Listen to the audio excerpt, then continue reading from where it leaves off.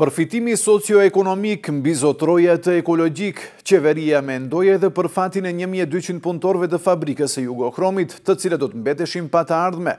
Kështu shprehet ministri ekologjist Nurhani Zairi gjatë një interviste për Radion Evropa e Lirë, lidhur me vendimin qeveritar për t'i dhënë afat shtesë metalurgjikut tetovar Jugochrom, edhe 6 muaj të tjerë për përshtatje me standardet ekologjike. I pyetur se si mund të jetë arsyetim aspekti socio-ekonomik para faktit të nxjerr nga Banka Botërore se në vit në Maqedoni vdesin 1350 njerëz nga ajri i ndotur, Zairi përsëriti tezën e tij se aspekti ekonomik dhe social doli më i fuqishëm. Nëse kompania tregon seriozitet në implementimin e atyre kushteve, do të vazhdoj punën. Nëse nuk angazhohet pas 6 muajve, do të skadojë afati i lejes së kushzuar që është dhënë dhe do të mbyllet. Qeveria është një organ kolektiv dhe merr vendime kolektive.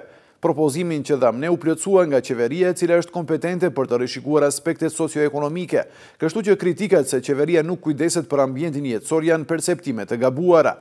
Të gjithë në qeveri kujdesen për ajrin dhe ambientin jetësor, por ndonjëherë tek qeveria mbisudon mendimi për të shikuar aspektet socio-ekonomike. Pajtohem se duhej t'i shkonim deri në fund, por ja që qeveria e shikoi edhe aspektin socio-ekonomik. Qeveria mendoi edhe për ata 1200 të punësuar që do të mbesnin pa punë, deklaroi Nurhani Zairi, ministri ekologjisë. Në pyetjen se a ka afat shëndeti i qytetarëve, Zairi u arsyetua se kapacitetet industriale nuk janë docit e vetëm.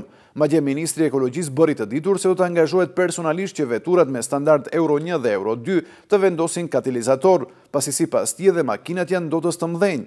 Qytetarët kanë të drejtë, ajo është e drejtë themelore, por ndotja nuk vjen vetëm prej kapaciteteve industriale, por në vazhdimsi kemi ndotje edhe prej makinave. Ju e dini se në vendin tonë çfarë do lloj makinash voziten pas standard evropian. Ne duam të vendosim një rregull edhe në këtë aspekt, duke ju rekomanduar atyre që vozisin pa euro standard me standard Euro 1 dhe Euro 2, apo duke bërë ndërhyrje përmes ligjit që domosdoshmërisht të vendosen katalizator që do ta zbusnin ndotjen e ajrit, theksoi ministri.